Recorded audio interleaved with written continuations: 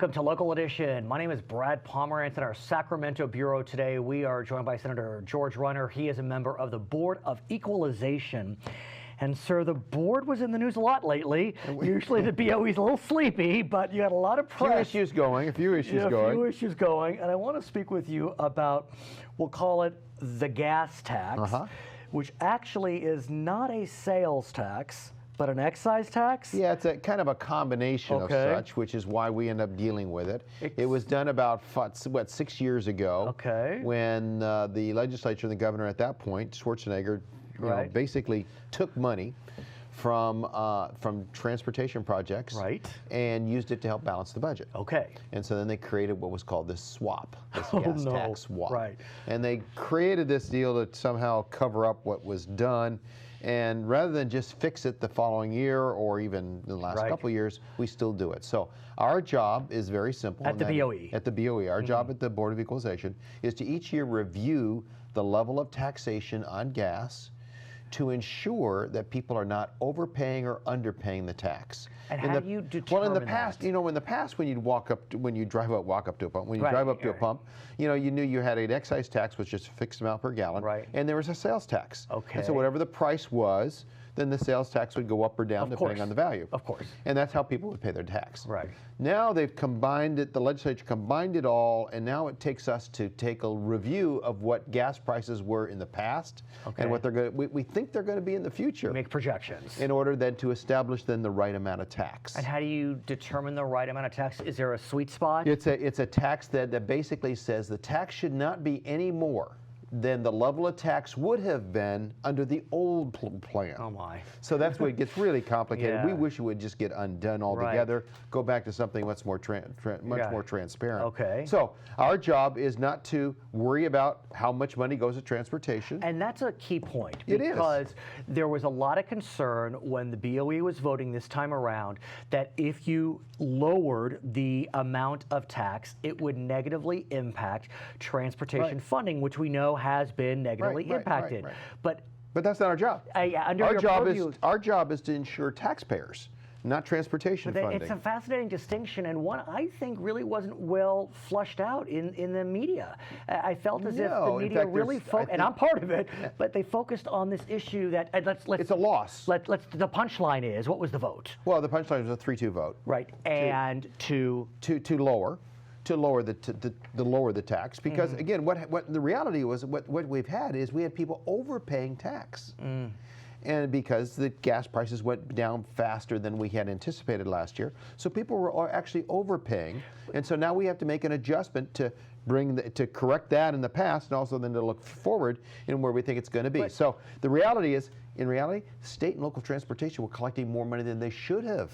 They had been, and so the idea of the loss is really not. But at the same time, I mean, you have folks, especially at the League of California Cities, that are just apoplectic about transportation funding. I mean, in January, they talked about how California was going to have to cut $754 million in transportation funding because of a drop in the gas tax. Which, again, I appreciate, but then that becomes a problem between the legislature and the law. Our job is to make sure the taxpayers are protected correctly. And in your mind, it's clear that it's not within your purview to consider the hit to transportation. No, not at all. In fact, we can't. That's not our job. So that is in fact, it would be wrong to do that. That message needs to be heard, because I do feel as if the BOE got a little beat up on that. Well, what happened, there was a couple formulas presented. One formula basically held it at about the same, and it was then, basically a way to average gas prices over a longer period of time. Well, again, the problem with that, if you do that, that's okay for this year, but then next year if prices start going up, you're not going to see that new money coming in as fast. And so what I was concerned about is we'd keep flipping around to different formulas to benefit the state and not to protect the taxpayers. So are you speaking with, or are your colleagues speaking with the legislature to undo this swap? Because in the end, two issues. Number one, we're talking to the legislature in regards to undoing the swap. We all believe that that's the right thing to do. All five of you. All five. The other thing that we would believe, and that is, if you want to go ahead and do this longer term trend, there was actually a bill that I supported. In fact, the majority of the board supported it to create this longer trend. But then that would become the law, and then we would just be following the law at that point, and then we would not have the ability to flip back and forth between different formulas. So what's happening? The bill didn't move forward last year. But what about eliminating the swap? Well, we're encouraging. I don't know if they will. It would make a lot of sense. Quite frankly, I think at times politicians like the idea of a murky tax. It makes it too hard to figure out what's going on. Pass the buck, send it to the BOE. The bottom line, though, with this is it's frustrating to me when they talk about how much money they're going to run out on, what they need to do to fill potholes and whatnot, when indeed the reality is much of that money is getting siphoned off for other things other than roads and streets. And that's a very significant issue. We know, for example, it's the truck weight fees, for example. Am I saying that correctly, sir? Those are getting siphoned off. I mean, not all the money that's supposed to go to roads and why don't we? bridges. I mean, I'd feel much better if this discussion was about, hey, we need the money for, to buy the new buses we want to buy, to build the bike tracks, trails we want to buy, because that's all the money goes to too. And so it's interesting to me that we always hold up the potholes and the problems in traffic, when in reality a large portion of that money is going to things other than that. Well, let me ask you then about how we do raise funds for transportation. It's significant that we focus almost exclusively on gas tax, whatever that may mean, but we have a lot of vehicles that don't use gas. We do that, but there's another issue too, and that is that last year the Air Resource Board decided to go ahead and put on what is about somewhere between a dime and 15 cents a gallon on carbon emissions. It's the cap and trade issue. Cap and trade money. So that goes on there. So right now people are paying a dime to 15 cents more a gallon, and not any of that is going for transportation. Yeah, and let me ask you about that. Excuse me, not any of that is going for roads. Right. Some of it's going high-speed rail.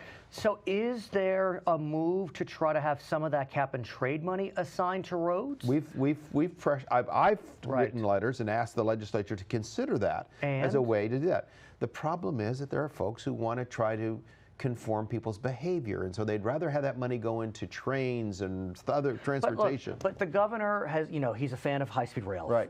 It is what it is.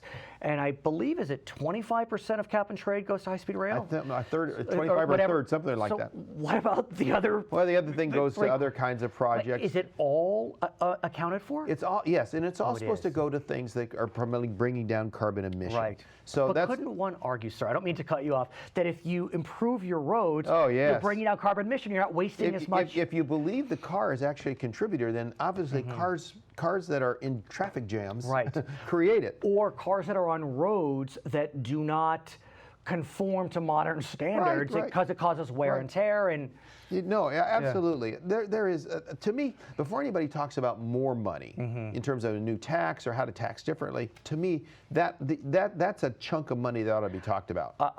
I may be naive, but it seems as if this could be bipartisan. I mean, Democrats and Republicans want more road funding. They're just not sure where to get it. And if you can get some from cap and trade, there's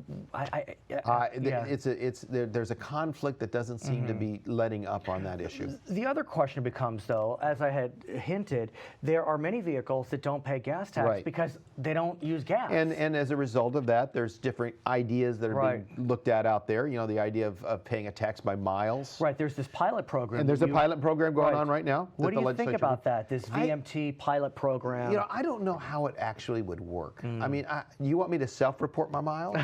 You want to put a little goodie in there to report to the government how many miles I've driven? I mean, if you voluntarily do it. Could be, but again, I don't know how you audit, how you check that. Right. So the reality is, I guess we are victims of our own success, right? We've been telling everybody to buy fuel-efficient cars. We've been telling everybody to buy, electric vehicles. We've been giving them bonuses and benefits if they go ahead and buy those They get to go in the vehicles. HOV lane. You get to drive faster, right? And now all of a sudden we're saying, ooh, there's a consequence to this issue. I mean, the reality is we need to build roads. I don't believe. I think it's okay to build roads with other than gas tax money. You'll come back? Yes, absolutely. He is Senator George Runner, member of the Board of Equalization. I'm Brad Pomerance in Sacramento. It's Local Edition. Okay, thank you. That was great. Fascinating.